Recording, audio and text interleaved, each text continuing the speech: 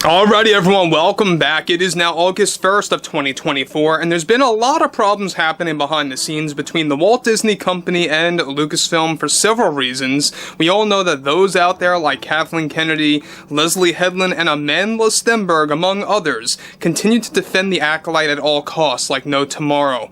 Now, we know that this is no more than a ratings disaster, and also on top of that, we know that it is the worst addition to the Star Wars franchise under Disney's wing.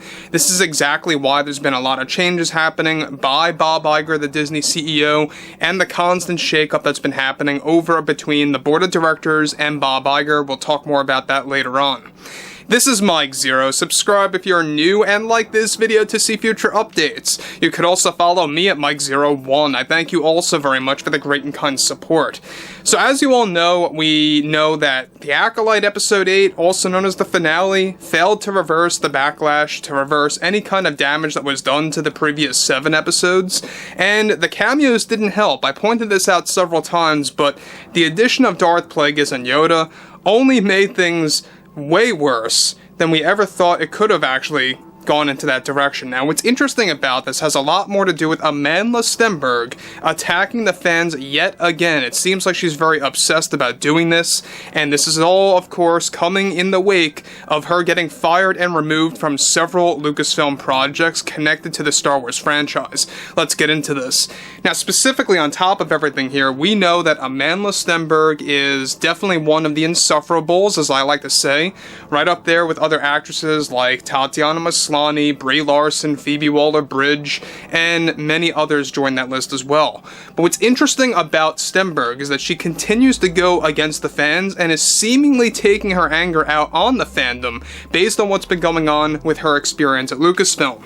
Now, with the Acolyte finale continuing to fail on Disney Plus with both its ratings and its reviews, by the way, the Nielsen ratings have been a disaster for it, one major development now has more to do with actress Amandla Stenberg in the midst of the drama happening at Lucasfilm after she was removed from several Lucasfilm projects and fired from many.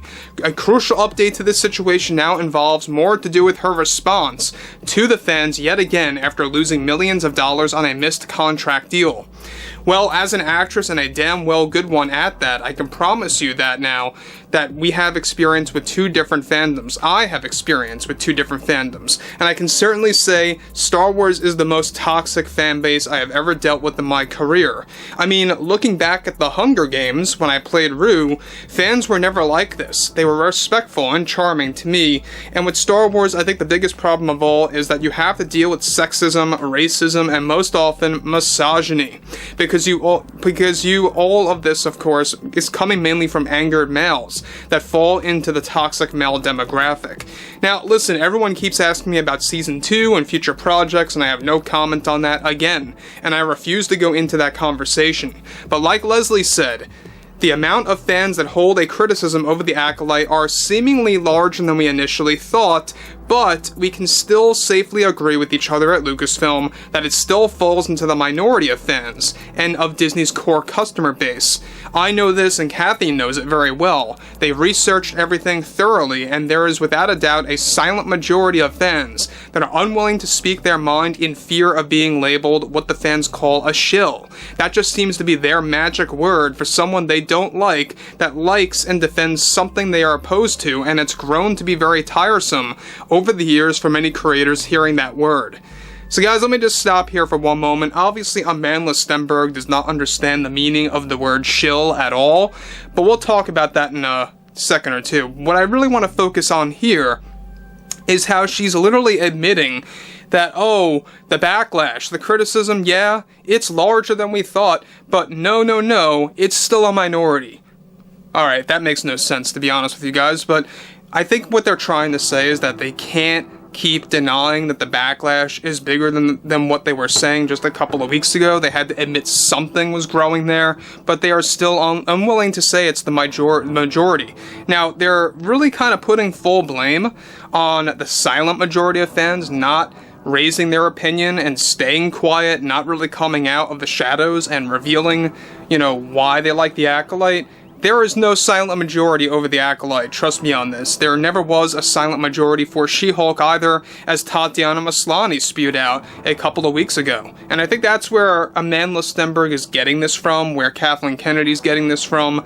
I think it's nothing more than an excuse, a perfect excuse on their end, to just say something that is not even properly researched. You can just say that as is.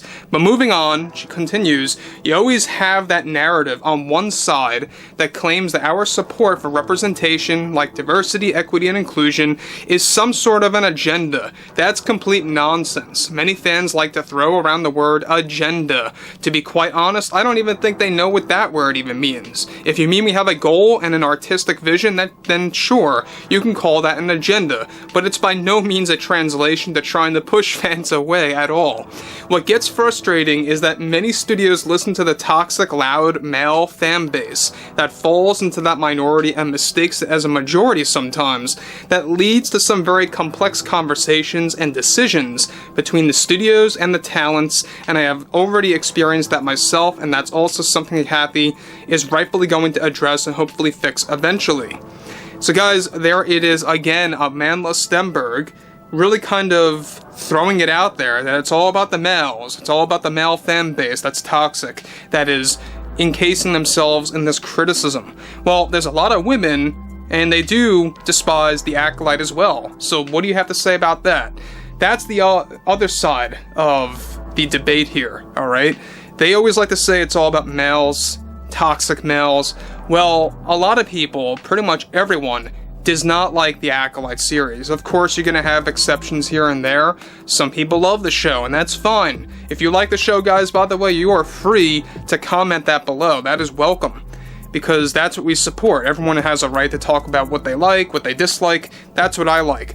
But what's interesting about this is the fact that she is saying it like, if you don't like the Acolyte, then you're toxic. Moving on. She goes on to conclude, fans just don't understand that Star Wars needed to fit the modern world and the modern narrative that fits into the art of filmmaking in 2024.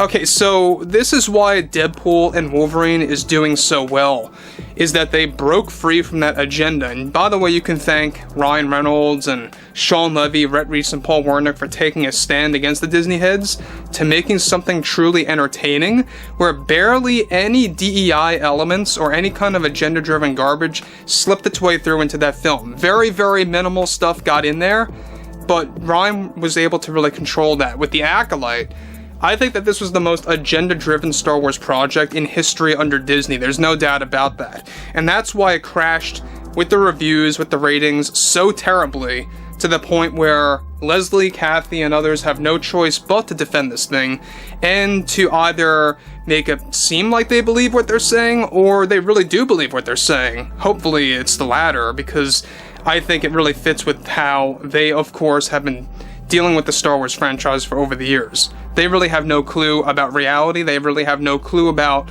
what entertainment truly is. This is exactly why I say Lucasfilm is the worst division at Disney, and for a very obvious reason. So overall, guys, I would like to hear what you all have to say about this below in the comments. And if you guys did enjoy the content for today, make sure to drop a thumbs up on this video to support the channel, and I will catch you guys later.